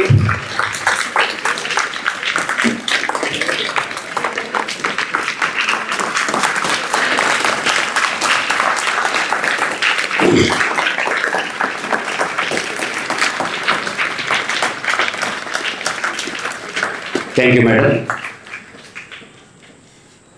క్యాటర్ పిల్లర్ నుండి బటర్ఫ్లైగా మారడానికి ఎన్ని కష్టాలు. అలాగే సక్సెస్ అనేది ఊరికే రాదండి. కన్నీళ్లు పెట్టుకోవాలి, కష్టాలు ఎదుర్కోవాలి, బాధలు తట్టుకోవాలి, మనసుకు గాయాలు కావాలి, బంధాలను కోల్పోవాలి, ఎదురు దెబ్బలు తినాలి, సహనంతో మెలగాలి, గుణపాఠాలు నేర్చుకోవాలి, అనుభవ పాఠాలు దిద్దుకోవాలి. ప్రతి క్షణం నీతో నీవు యుద్ధం చేస్తూనే ఉండాలి. అప్పుడే సక్సెస్ని వెంట నీ ఇంట నీ వెంట నీ జంట నీ కంట ఉండి నీకు చిరునామాగా నీ సక్సెస్ నిన్ను నిలబెట్టాలని కోరుతూ మొత్తం అందరూ ఒకసారి లేచి నిలబడి నేషనల్ యాంథమ్ చేయాలి.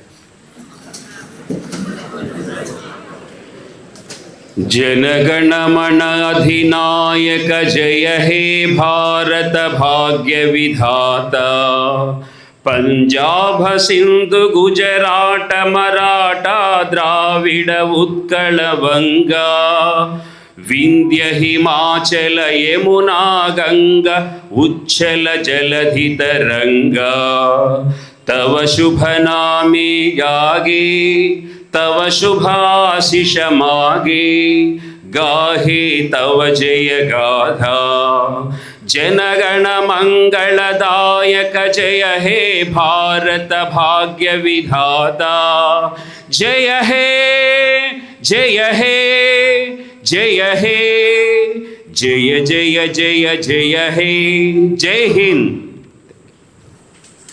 అందరి తరఫున మేడం గారికి చిన్న సత్కారం. గణానాం త్వాం గణపతిగుం హవామహే కవిం కవీనాముపమశ్రవస్తమం జ్యేష్ఠరాజం బ్రహ్మణాం బ్రహ్మణస్పద ఆనశృణ్వన్నోతిభిः సీదసాదనం ప్రణో దేవీ సరస్వతి వాజేభిర్వాజనీవతి ధీనామవిత్రియవతి. ఓం శ్రీ సరస్వత్యై నమః. ఓం శాంతి శాంతి శాంతి.